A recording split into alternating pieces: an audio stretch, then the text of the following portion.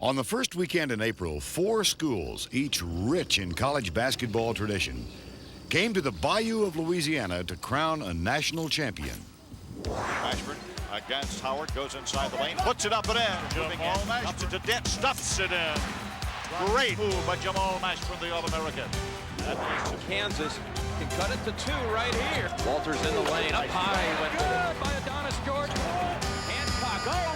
Yes, he beats the buzzer. What a... He'll go in all alone, slams it through big time with the right hand. Rose driving into the hole. He is hammered. Basket count.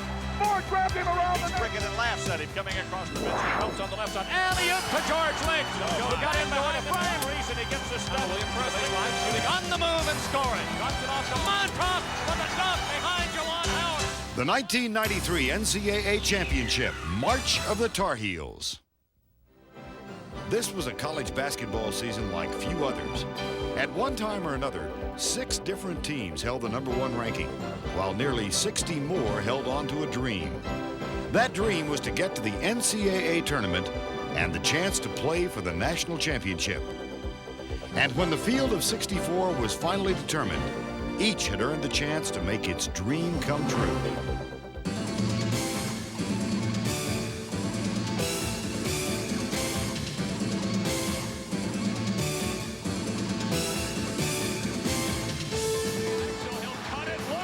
Watch out!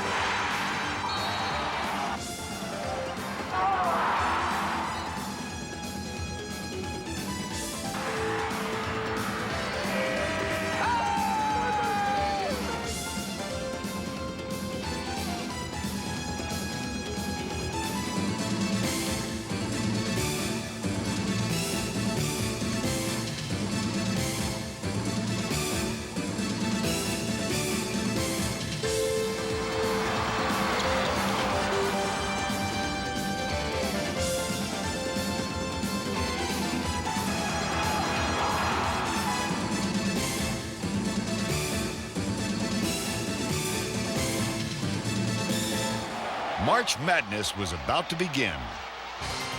The '93 championship got off to a typically frenzied start. Spinning, putting it up, and in! California freshman phenom Jason Kidd provided the first buzzer beater. As the early drama began to unfold, so did the early upsets. In the West, 12th-seeded George Washington surprised everyone, including the 5th seed New Mexico, as the Colonials advanced to the second round against another unlikely winner. Joining GW was the 13th seeded Jaguars of Southern, who pounced on the region's #4 seed Georgia Tech and sped away with an impressive 93-78 victory. We have had another upset today.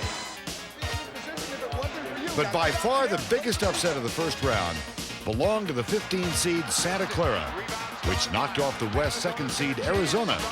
The Bronx held on to a 3-point victory to become the lowest seeded team to advance this year. The upsets continued in the second round, where Western Kentucky, the #7 seed in the Southeast, shocked favored Seton Hall. Although the 2nd seeded Pirates had entered the tournament as one of the country's hottest teams, Mark Bell and Western Kentucky were hotter, putting an end to the Hall's 12-game winning streak and its Final Four dreams. And Western Kentucky has pulled off a big upset. But perhaps the most stunning result of the second round took place in the Midwest, where 2-time defending champ Duke was stopped by the region's 6th seed California. All-America guard Bobby Hurley did all he could for the Devils, but down the stretch, Duke could not overcome Jason Kidd and Cal.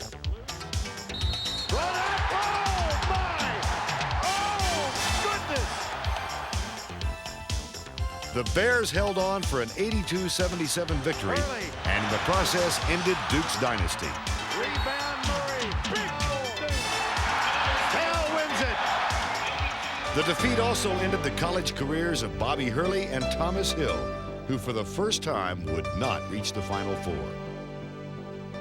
Bobby and Thomas have been like sons to me.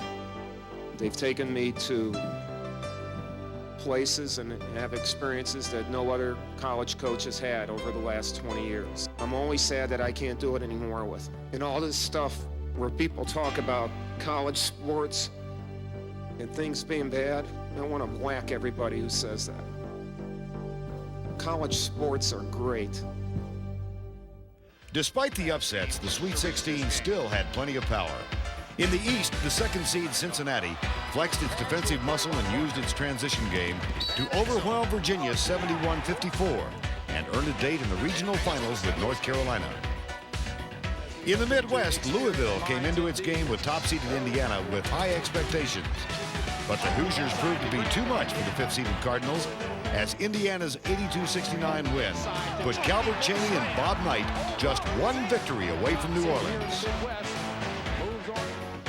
Also hoping to make the trip to the Crescent City was upset-minded Western Kentucky, which faced the region's number 3 seed, Florida State. With the game tied and time running out, the Seminoles' Sam Cassell had 2 shots to end it all. In the extra period, Florida State led by 3, and as time wound down, Western Kentucky had one last chance to keep its dream season alive. Heartbreak hometown. Another team with a dream was Temple, which had beaten both Missouri and Santa Clara to advance to the round of 16. Once there, the Owls repeatedly forced the third-seeded Vanderbilt team into mistakes and forged their way into the West Regional Final with a 67-59 win. Seed in the West is 1 game away from New Orleans. Ultimately, the 4 teams that made it to New Orleans were true heavyweights of college basketball. Their gathering at the Final Four would be a fitting conclusion to a great season. From the Southeast came the region's 2nd seed, Kansas.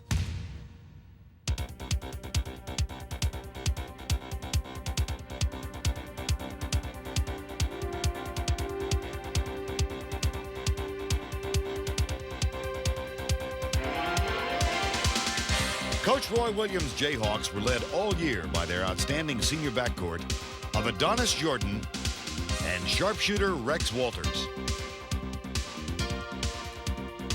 In the tournament, it was their scoring, along with a frenetic defensive style, that led Kansas to wins over Ball State, Brigham Young, and California. The Jayhawks will meet Indiana on Saturday in the regional final. The Jayhawks continued their exceptional play in the regional finals against top-seeded Indiana, where a 10-0 second-half spurt helped Kansas soar past the Hoosiers and earn its 2nd Final Four appearance in the last 3 years and 3rd in the last 6.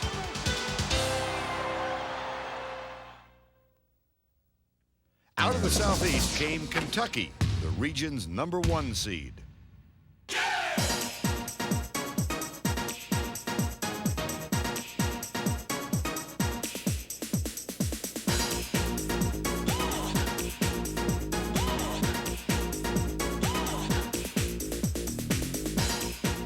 After a great regular season, Rick Pitino's Wildcats moved into the tournament with high expectations. Keyed by forward Jamal Mashburn and point guard Travis Ford, Kentucky made quick work of its first 3 tournament opponents, winning by an average of 33 points.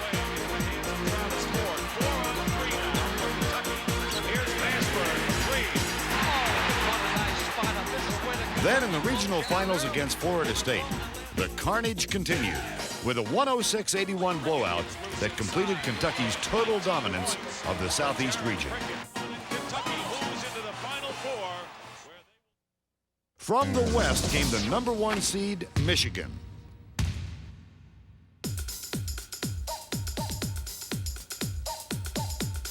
For the 2nd straight year, Coach Steve Fisher's flamboyant Fab Five returned to the Final Four.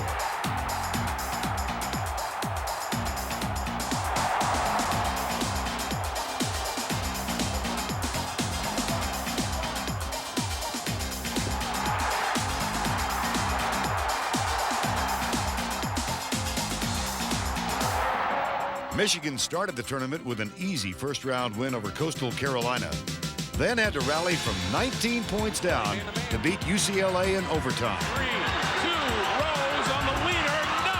Put back! Michigan is on its way to Seattle. In Seattle, the Wolverines first beat George Washington and then Temple, breaking the way down the stretch to secure a spot in the Superdome. Is headed back to the Final Four. Out of the East came yet another #1 seed, North Carolina.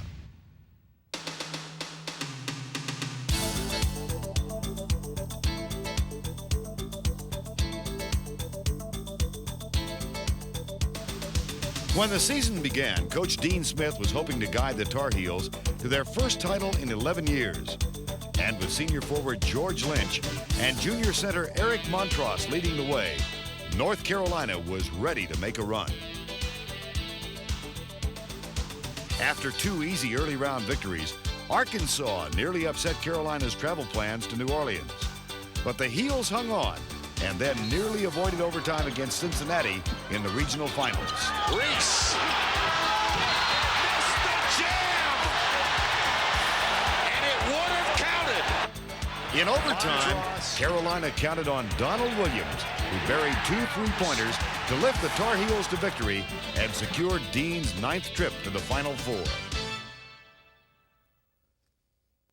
So on the first weekend in April, all eyes shifted down south to the banks of the mighty Mississippi to watch college basketball's mightiest teams battle for a national title. On Friday, the 4 finalists gathered in the Superdome for one last practice.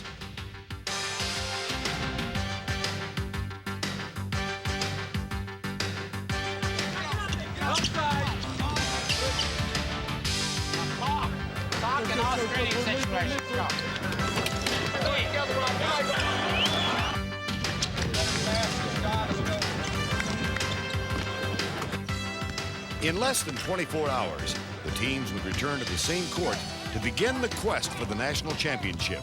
So now was the time to enjoy the moment.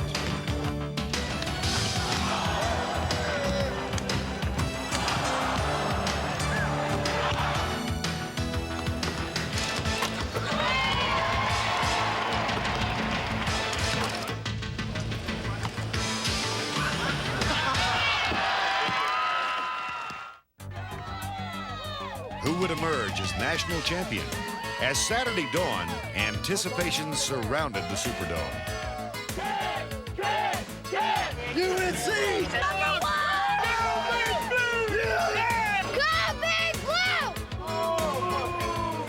We're taking it home this year. We're wearing our game face and we're focused. In the first semifinal of the day, Kansas faced North Carolina. On paper, it was supposed to be Kansas' outside game against the inside game of North Carolina. And the Final Four is underway. Carolina with the first possession. Come on, Heels! But the Jayhawks soon realized that to win, they would have to combat Carolina with physical play of their own. Trying hard not to give up any easy shots, Kansas looked to take a bite out of North Carolina's up-front game. But the Tar Heels were intent on sticking to what got them there, and they repeatedly went inside. You know, our primary game plan is to use the inside game whenever possible. Coaches stress that, and the players love to get high percentage shots just as well. While Carolina kept pounding the ball into the paint, Kansas stayed close by scoring from the outside. Against the dribble. Walters missed his first from out here, but not the second. Second time today, although The early key to the game was Eric Montross, with the 7-foot center clearing the way. Carolina scored its first 7 baskets from less than 10 feet. The Tar Heels were dominating inside, getting help from everyone, including George Lynch. He works hard. I mean, he have a good sense for the ball. Once he go up, he's always there. He'll go off the sideline to Brian Reese. With Lynch on his way to scoring 10 first-half points, the Heels had the game going their way. George Lynch.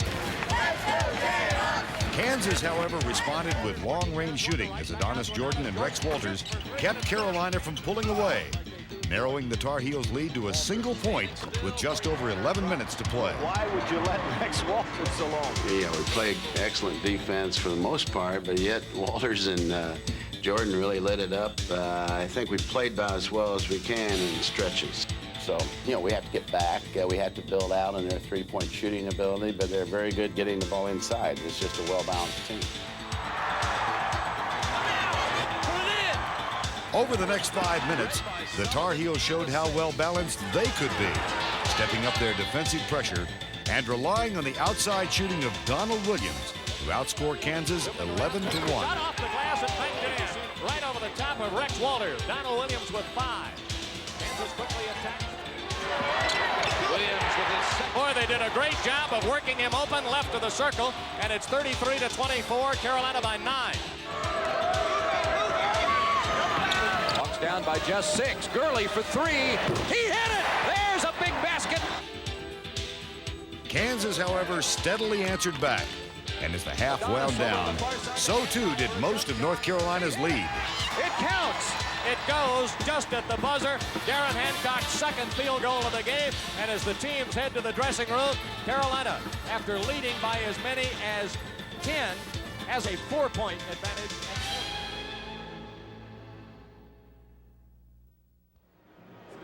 Carolina's slim halftime advantage was reason for concern. 20 minutes. Go, fellas. We got another half, baby. No letdowns. We were up by 10 and we let down, fellas. We get tired. We get tired. Get it tired, still. Play ball. Push ourselves to go. Let's get another time. Let's go heels on 3.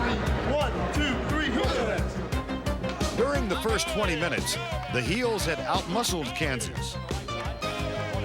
But the Jayhawks refused to go away.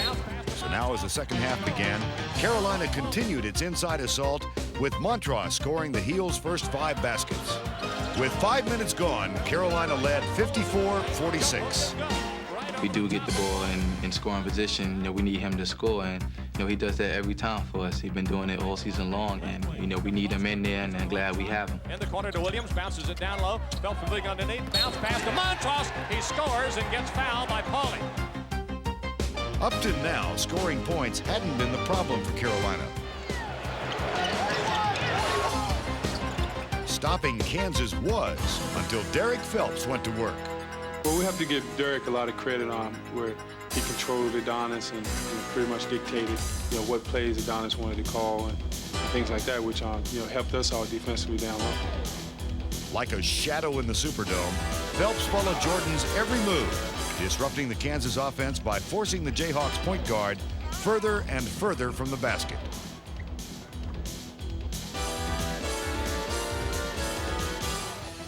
Meanwhile, Carolina was intent on getting closer and closer to the basket. Down low to Montross.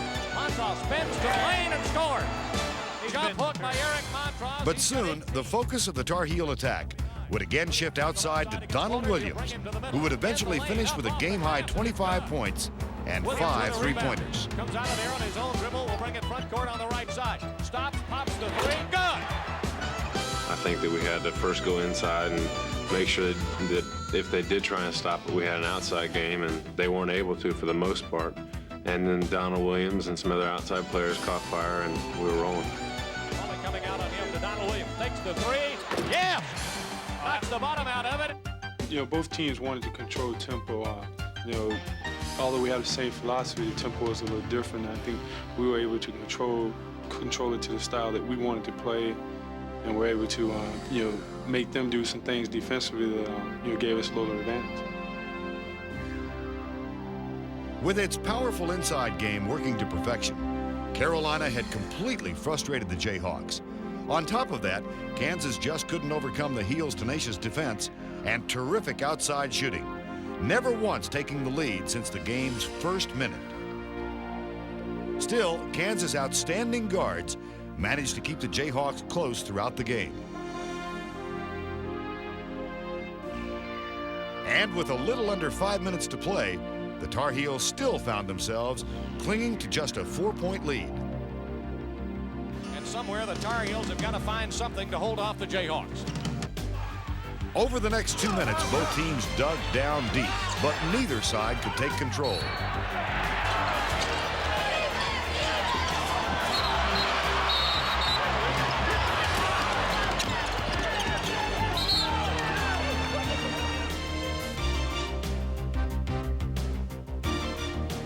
Eventually, Kansas would narrow the lead to 3.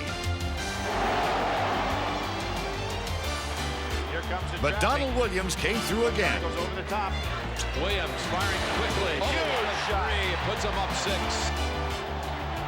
Desperately in need of points on his next possession, Kansas would come up empty. 71-65 against Brian Reese. Reese goes down to Walters.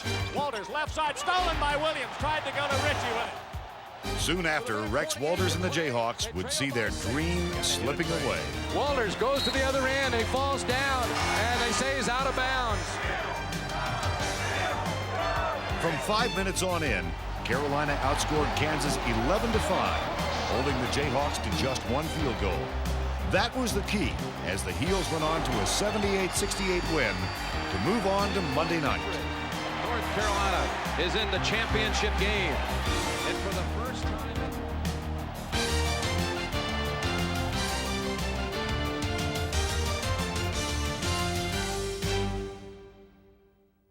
The day's second semifinal matched Michigan against Kentucky. Ready to play basketball. Michigan versus the University of Kentucky.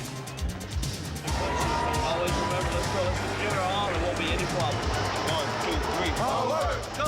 Go out there and have fun, and that's what it's all about. 6'8" junior from New York, number 24, Jamal Mashburn. We're going to have to be aggressive, starting with our defense. Ford down the left wing. Low block to Mashburn. Knocked away by Michigan. Transition, make sure that we don't allow for the spectacular dunk. They feed off of that.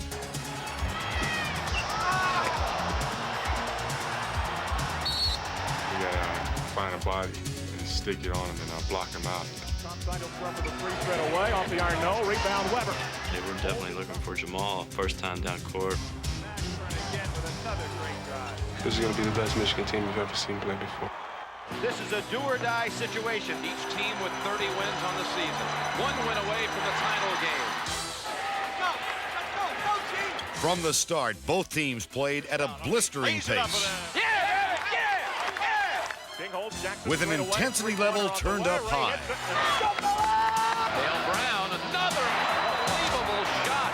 Dale Brown is the story early for Kentucky. Jalen down the lane, underhand scoop on the way, and he hit. While each team looked to gain momentum, it was Michigan who first got the upper hand as Chris Weber found room down low. Chris Weber hits the basket. 12-7, Michigan biggest lead of the ball game. Rebound. Kentucky soon settled down Let's go, JG. as Jamal Mashburn settled in. Goes under, lays it up and in. Great move by Jamal Mashburn, the All-American. Right side over to Mashburn. 1-on-1 underneath. When goes up, puts a shot in. Good on his With foul. Mashburn scoring 13 of his 17 first-half points, the Wildcats raced to a 22-19 lead. And with just under 8 minutes left in the half, Michigan looked to regroup. As the half wound down, the beat of the game picked up even more as the two teams continued their heated battle to establish ground. Mashburn moving in, dumps it to Dent, stuffs it in. Gets it up court to Rose. Lobs low to Jackson, slams it through. The key Wolverine was the game's leading scorer, Chris Weber, who refused to take a backseat to anyone, especially Jamal Mashburn. Double team, fakes on Prickett, goes up off the glass and in. Turns on Prickett, fakes, goes back to the left, drops it through. Shot no good, rebound tapped by Weber, up and in. Weber gets it, goes up, lays it up and in. Weber has 16. Ford down the lane, baseline left corner, Brown, three-pointer on the way, it's no good, and at halftime, Michigan leads by 5, 40-35. A great first half by the Wolverines, who have held mighty Kentucky in check for the first 20 minutes of this affair. Wolverines up by 5. Early in the game, Michigan's ability to control the boards not only translated into points, but also helped keep Kentucky's high-powered offense under control. Thought it was important that we get off to an average start. Don't get behind by 15 in the first 7-8 minutes, and we jumped off ourselves to 14-7 lead. Thought the start was significant. It gave us a confidence that, hey, the game plan's going to work. Control tempo our way, we're going to be in it from start to finish, and we did that. Another key to Michigan's halftime lead was the Wolverines' smothering defense on Kentucky guard Travis Ford. Travis Ford just cannot get open. Ford just can't beat King. The taller Michigan guards not only cut off Ford's passing lanes, but they forced him into taking shots from well beyond his normal range. And after a tournament average of more than 15 points, Ford was held scoreless for the half. Defense! Defense! Defense! The second half started like the first half ended, with Michigan's defense turning into instant offense. Rose with 10. Over the first 6 minutes of the second half, the Wolverines took it right to Kentucky and took their largest lead of the night with just under 13 minutes to go. Up to Howard, right side King to the hole, fakes, goes up, plays it up and in!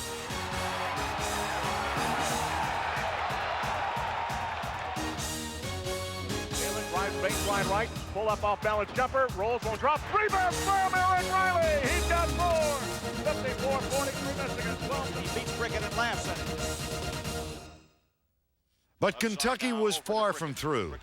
The Wildcats rallied to put together an impressive run of their own, a 10-point spurt that eventually deadlocked the game with 9.5 minutes to play. That's it. Get open, Travis. Get open, get open, get open. The first one ever to do it, and there's the shot that every Kentucky fan has been waiting for. To Brown, three-point try, it's good. 54, 52. Kentucky forward, bouncing it to Riddick, goes under, stuffs it. We've got a tie ball game at 54 all.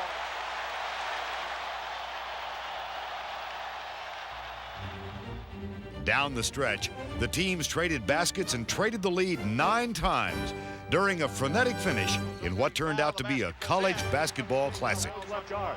Rose driving into the hole. He is hammered. Basket counts. Ford grabbed him around the neck, and Jalen still hits it. Rose with 16. Does not have the shot. Now he does. Pumps it up. It's good. Ford has 8. Low block to Weber. Spins on Prickett. Goes up off the glass and in. Weber has 25. Michigan leads at the 104 mark, 71-69. Finally, with 10 seconds remaining, Travis Ford, who had broken free for 12 second-half points, hit 2 clutch free throws to knot the score at 71. But Michigan still had one last chance. It's been a whale of a game here at the Superdome. Second horn is sounded. We're ready to go. Jackson handed the ball. Pound once. Here comes Rose. Out to the right guard. Down on him. Rose spins. Forces a shot. Off the iron. No, we go to overtime. Steve Fisher wanting a foul, and he didn't get it as Rose was knocked to the floor.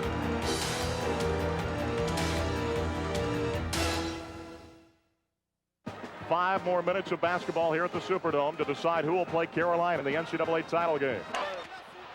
Early in the extra period, it was all Kentucky as the Cats opened up a 4-point lead, their biggest of the day. Flips it short, gets it back.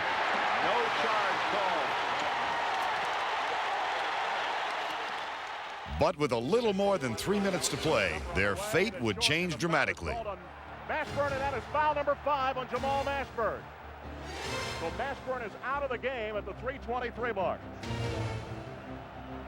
As Mashburn and his team-high 26 points disappeared from the game, so too did Kentucky's hopes of victory.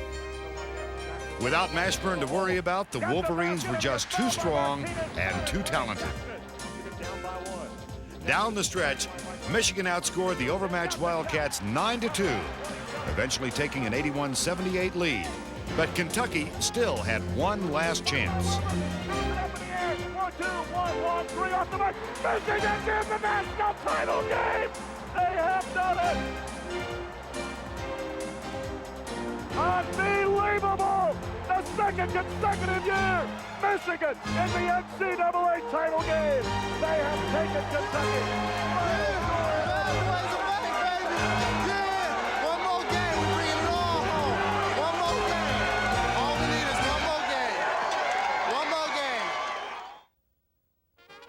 On Monday, the sights and sounds of New Orleans had a Final Four flavor.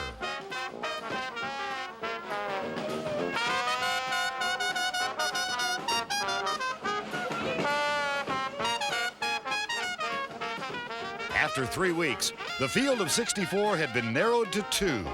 One team would eventually celebrate on Bourbon Street, while the other would sing the blues.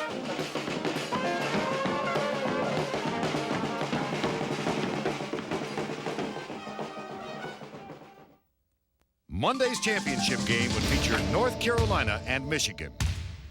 We got to control Montrose inside. Lynch, you know, he's the second all-time rebounder in Carolina history. We have to keep him off the boards. Our perimeter guys have to do a great defensive job on Williams.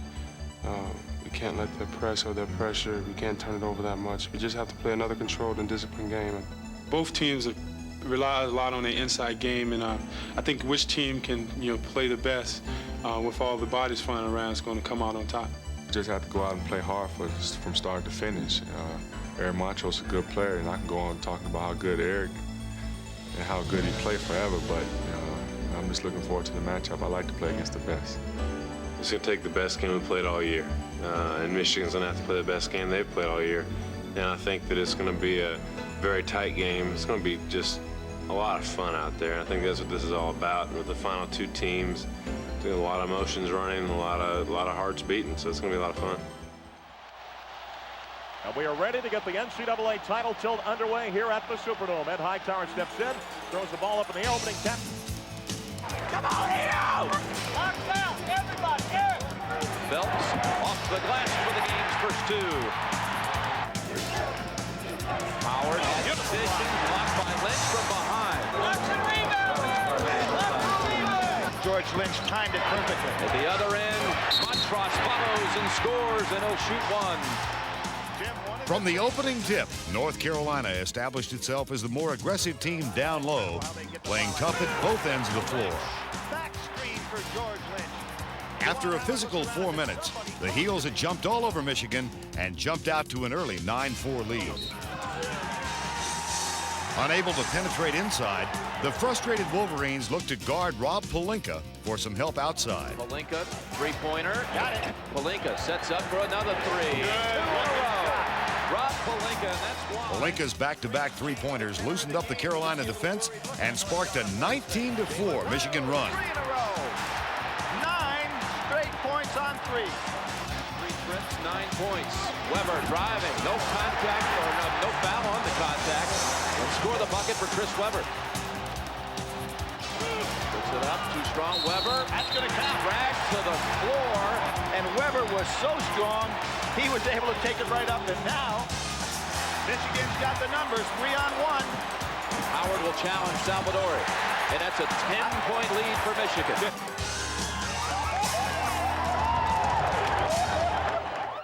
Trailing 23-13, Dean Smith made a strategic move. North Carolina sink. They go to the zone for the first time.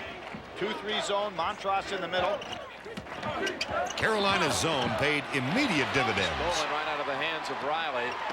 Stolen by Lynch. The Tar Heels defense soon keyed an offensive spurt as Carolina eventually tied the game. Williams can tie it, he does. In a first half filled with offensive streaks, it was the Tar Heels who claimed the last burst. Back right wing, they give it. Carolina outscored Michigan 17-8 as Donald Williams scored 5 of his 8 first-half points down the stretch. And there's the shot. 3-point shot. What a pure shooter. That was Phelps. Carolina's lead is its largest of the game.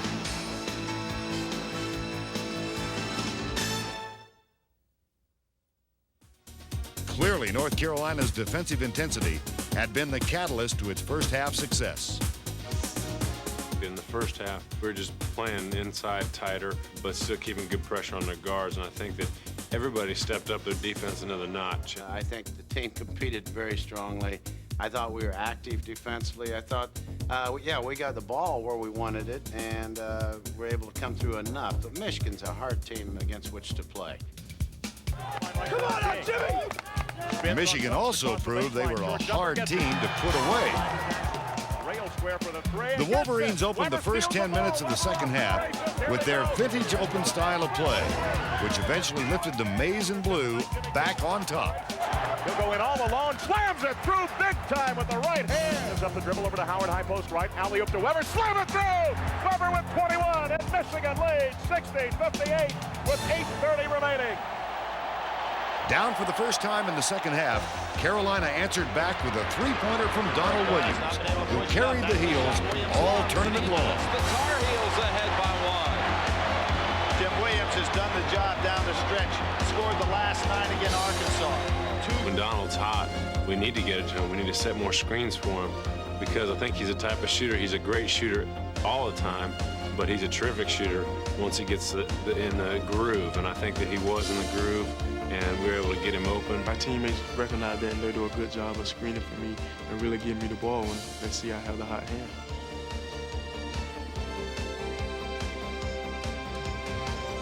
It's unbelievable. Those shots just were falling everywhere for him, and he played very well for us. Very well indeed. In the Final Four, Williams scored 50 points, making a blistering 71% of his three-pointers to earn the tournament's most outstanding player honors. With the championship on the line, Williams' clutch shooting continued. Carolina within one. His fifth three-pointer of the night began a 9-0 Carolina run.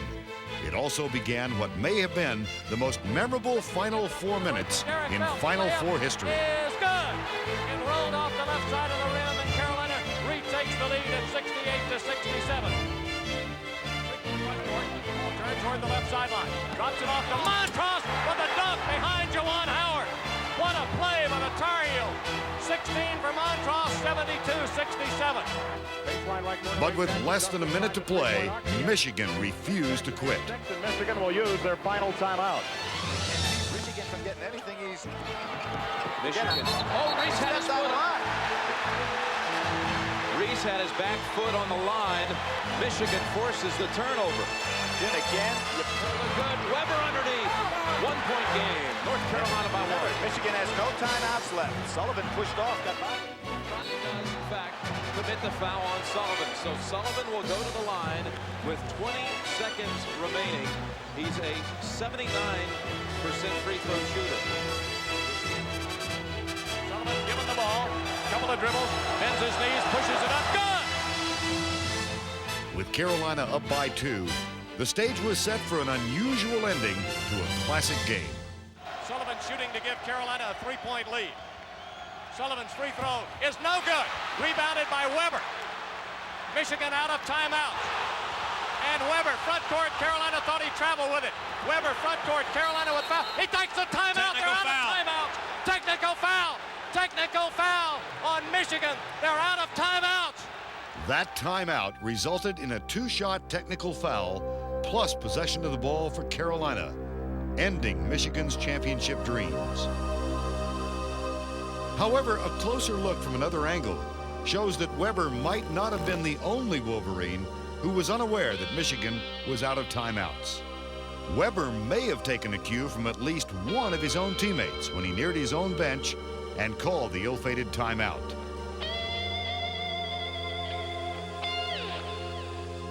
Whether I heard voices or not, that doesn't matter. I called a timeout when we didn't have one, and it probably cost our team the game. I think we had Weber in a pretty good situation in the double team. We only had 3 team fouls, and we were going to foul. If he hadn't taken timeout, all we had to do was keep fouling. I don't think that timeout necessarily won the game for North Carolina or lost it for Michigan. Unfortunately, it did somewhat overshadow what had been another stellar year for Michigan's special group of sophomores. For the second straight season, the Fab Five had led the Wolverines to the brink of a national title, only to come up short as time ran out on a remarkable season. This could put it away and make the Tar Heels the national champions. And the party is ready to begin on Franklin Street. 8 seconds remaining.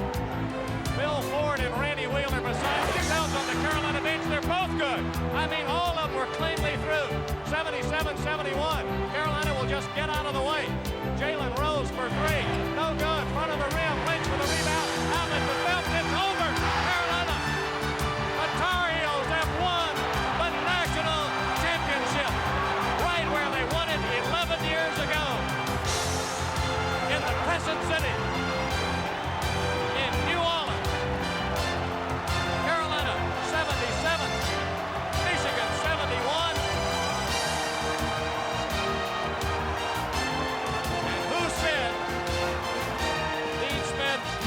The big one again. Winning the national championship is a day that I'll always remember, a night that I'll always remember, and team that this happened with couldn't make it more special. And I think that, especially under Coach Smith, because he's such a great coach, and he deserves it because he's worked so hard with us as a team. He bonds with us so well and leads us in everything we do. And I think that's why it's such a great victory for him. And now it's my pleasure to present the National Championship Trophy to Coach Smith and the University of North Carolina. Congratulations. Thank you very much. You're so excited for the seniors, number one. I mean, the other guys are coming back and will be a national contender again, I hope. But I am so happy for the seniors, and we set that as a goal. Carolina's goal was reached. It was time to celebrate. The March of the Tar Heels was complete.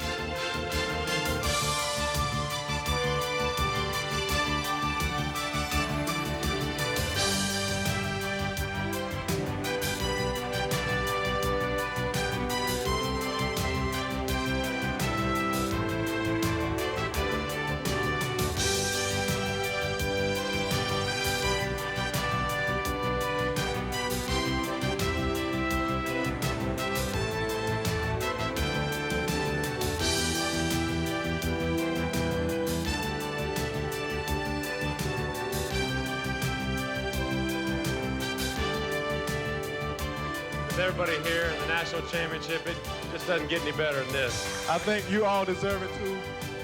And ain't much more to be said, but we're number one.